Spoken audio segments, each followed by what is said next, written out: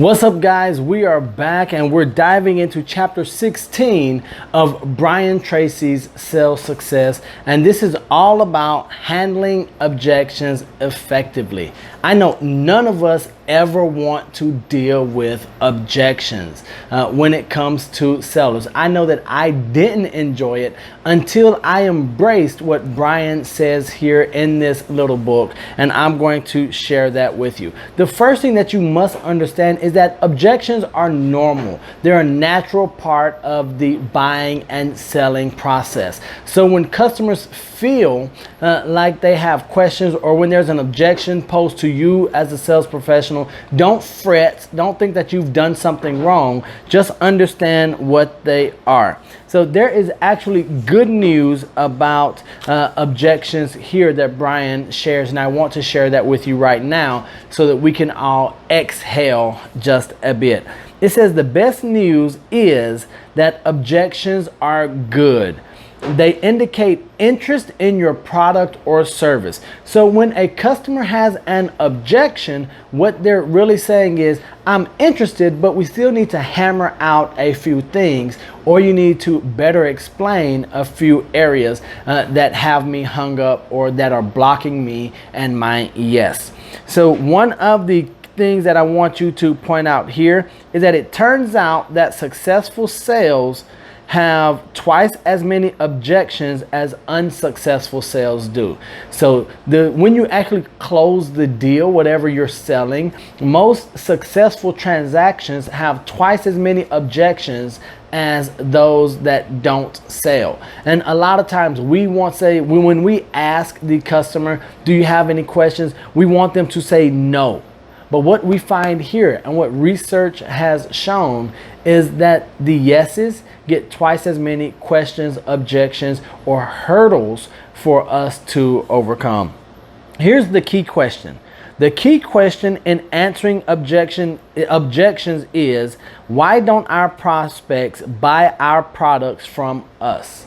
Why don't your prospects buy your products or services from you? Why do they go to competitors? And the rule of 6 says there's probably no more than 6 reasons or 6 categories. And once you can effectively answer those 6, or have answers for those 6 categories, you'll find yourself making more sales better, faster, easier.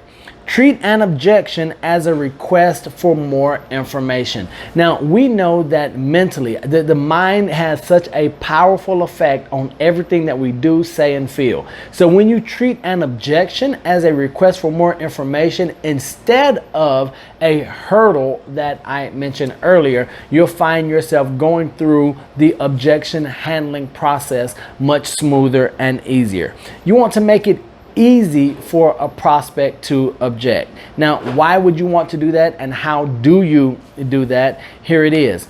If the customer has a single objection lurking in the back of his mind, he may not say anything, but he won't buy anything either.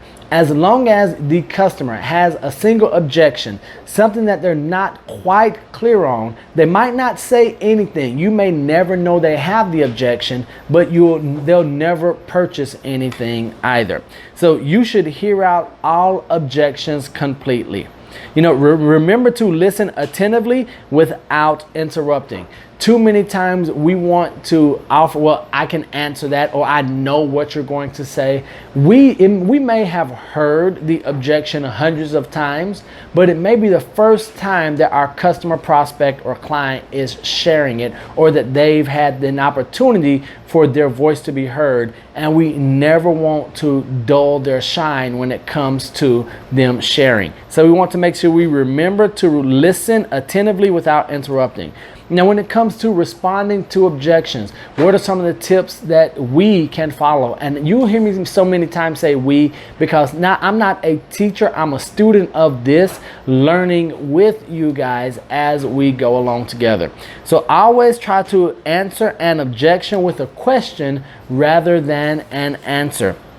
So here is one of the best examples that Brian has in the book. It's a fantastic example and a question that I ask many times, even in my real estate, especially when I'm dealing with high net worth sellers. Here's what I will say. Obviously, you have a good reason for saying that. Do you mind if I ask what it is? Now, as the book says here, and what I've found from personal experiences, many times they don't have a good reason for saying it, and they're sort of stuck stumbling, but you've asked them to elaborate, to go a little bit deeper. As we've often heard, we're peeling back the layer of the onion. Instead of just answering their question with an answer, we're answering the question with a question, because we know that the person who asks the questions holds the power.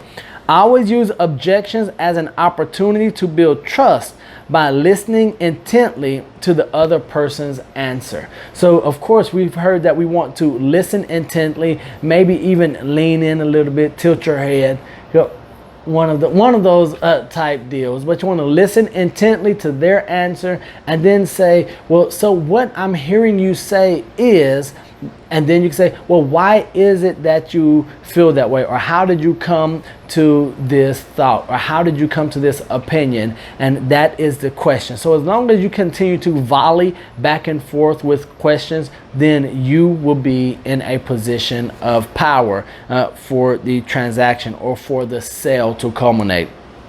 So these are four it gives four really great questions when it comes to dealing with price objections, something that we never want to hear, but something that you should long for when you're in the business. Because when we start talking about price, now we've gotten to the meat and potatoes, and we're moving closer to getting them to sign or agree to use our products or services. So these are the four answers or four responses to dealing with price objections when the prospect says your price is too high. These are any of the four that you could easily respond with. Now, these are just suggestions. There are many, many more that you could come back with. The first one is, so if they say your price is too high, why do you say that? That's a great one, to the point. The next one, why do you feel that way? Sort of the same thing. Is price your only concern? I love that one. And then here's one that I often use, especially when we are maybe not with a customer, but when I am negotiating contracts. I'll say, how far apart are we? And I'll just leave it there. And the key is to live in the silence. So after you ask, how far apart are we? Just live in that silence and wait for the customer or the other party to chime in and share.